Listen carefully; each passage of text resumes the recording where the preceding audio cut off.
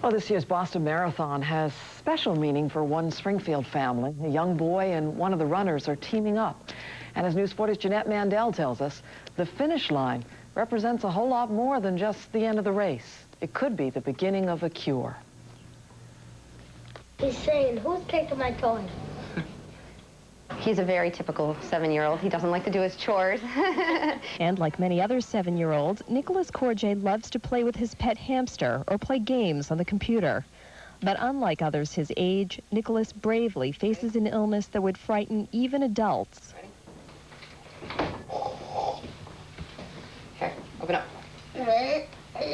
This medication is just part of Nicholas's treatment. Doctors discovered he had a brain tumor in September. And it was then that the Springfield boy, with his parents' help, began the most important fight of his life. There's no way to really explain what you go through. It's just mentally and physically and everything. Throughout his illness, he has been just a great trooper. He's been the one that has been just positive about everything and just really never let anything get to him. He's really been an inspiration to all of us. Now little Nicholas will inspire one of the Boston Marathon runners to cross the finish line. Somewhere in the field of runners, John Ryan will be making the Hopkinton to Boston trek in honor of Nicholas, raising money for the Dana-Farber Cancer Institute. What are you hoping the money's going to help do? Make my brain tumor shrink. I think the Boston Marathon means a lot to this family this year. Joy, I guess, to see somebody doing something for us, for the whole cause. During the marathon, the family will try to put aside Nicholas's illness and focus on having fun. Nicholas is to stand on the sidelines and, just like all the other spectators, give his best cheer. While Nicholas motivates John Ryan, it's really a two-way street. The little boy and his family are inspired by the runner who was also treated for a tumor, but who is now well enough to run the marathon and pursue all of his goals. Back to you. And Jeanette, this year John Ryan and the other Dana-Farber Marathon runners will raise $2 million for cancer research. Now News 40's Jerry Gretzinger was able to make his way through the thousands of runners this morning in Hopkinton to find John Ryan. He spent some anxious pre-race hours with John and joins us now for the other side of the story. Jerry? Well, thanks very much, Dave. You know, one of the first things John Ryan told me this morning was that he was underprepared for the marathon, but he never had a moment of hesitation. He was running this race no matter what, because he can, and because there was a little boy counting on him.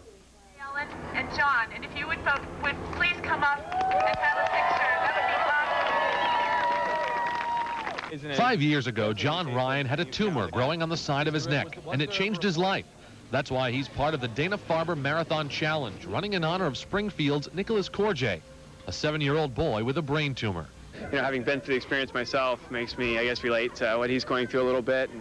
John has met with Nicky, as he likes to call him, several times, and speaks of him like a brother. He's a lot of fun, a very normal little boy, loves sports, really excited about the marathon, and loves Pokemon and video games and that sort of thing. And so he and I have had a great time spending time together. The morning of the Boston Marathon is an emotional one for the Dana-Farber team, but especially so for John Ryan, who found out just Sunday night that while he'd be beginning the race of his life, little Nicky Corjay would be starting the latest round in the battle for his. He's starting his chemo again today after a month break, and so sorry. So hopefully while I'm out there running, he'll be able to be fighting hard as well. John hopes that his race against cancer and along the streets of Boston will inspire Nicky and other children like him to not throw the towel in, to keep running the race, no matter how much they want to stop. Getting running again is just going to be that much more difficult, and so I think it's the same with cancer. Is you just have to, you know, you can't stop and walk. You got to keep going and have courage to, you know, fight your way to the end. Now, I'm still waiting on a call from John to find out what his final time was for the Boston Marathon today, but we do know that as John was finishing the marathon, he met a friendly face. Nicky was waiting for him at mile 25 to cheer him on. Now, John told us what he planned on telling Nicky when he saw him after the race, and that was, hang in there, You can do anything you put your mind to. It's good advice for just about anyone, actually. Dave, we'll send it back to you. We wish Nikki well, and we should remind folks that they can walk for the Jimmy Fund in September. We'll tell more folks about that. A little easier than running, I think, Jerry. I would certainly think so. I'm more of a walker myself. Yeah, all right. Thanks, Jerry. Nice story. There's still more ahead on News 40. Wall Street